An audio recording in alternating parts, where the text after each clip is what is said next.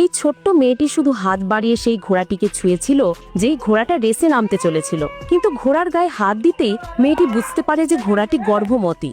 এই কথা শুনে মেয়েটির তৃতীয় কাকার মুখ শুকিয়ে গেল, কারণ তিনি তার সমস্ত ধনসম্পদ এই ঘোড়ার ওপর বাজি ধরেছিলেন। যদি ঘোড়াটি না দৌড়ায় তবে সব শেষ হয়ে যাবে। এরপর ডাক্তার ডাকা হলো এবং নিশ্চিত করা হলো যে ঘোড়াটি সত্যিই গর্ভবতী। আসলে এটা ছিল তাদের শত্রুদের একটা চাল, আর ষড়যন্ত্র ফাঁস হয়ে যাবার পরেও তারা হাসতে হাসতে বলল, ঘোড়া তো তুমিই দেখে কিনেছিলে, এখন দেখো তুমি রেসের পর টাকা কিভাবে প্রতিশোধ করবে। এটা দেখে মেয়েটির কাকা চিন্তায় পড়ে গেলেন, আর কাকাকে চিন্তিত দেখে মেয়েটি বলল, ঘোড়া গর্ভবতী হলেও আমি তাকে জিতিয়ে দেব। এই বলে সে তার স্নানের জল ঘোড়াটিকে খাইয়ে দিল।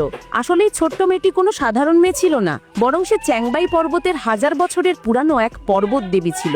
10 বছর আগে সে ভুল করে বিষাক্ত মাশরুম খেয়ে ফেলেছিল, আর তখনই তার দেখা হয়েছিল এক মহান সেনাপতির সাথে। আর সেই সময় শহরে ভয়ঙ্কর তুষারপাত হচ্ছিল এবং সেনাপতি দেবীর কাছে প্রার্থনা করেছিলেন যে তার জীবন নিয়ে যেন সাধারণ মানুষকে বাঁচানো হয়। এবং তার এই সততায় প্রভাবিত হয়ে দেবী তার 1000 বছরের তপস্যার দ্বারা তৈরি জিনসিং ফল তাকে দিয়ে দেন। ফলের কারণে মানুষের জীবন বেঁচে যায়, কিন্তু দেবীর সমস্ত শক্তি শেষ হয়ে যায় এবং সে 5 বছরের এক সাধারণ মেয়েতে পরিণত হয়। আর তার গুরু বলেছিলেন, চেতনা হারানোর আগে নিজের অসমাপ্ত গল্প শেষ করে ফলটি ফিরিয়ে আনতে হবে। তাই দেবী নিচে নেমে আসে, কিন্তু দ্বিতীয় সাহেব তাকে ধরে ফেলে। সেই সেনাপতি নিখোঁজ ছিল এবং তার বড় ছেলে অসুস্থ ছিল, আর দ্বিতীয় ছেলে সেই জিনসিং ফল দেখিয়ে দেবীকে ফাঁসানোর চেষ্টা করে।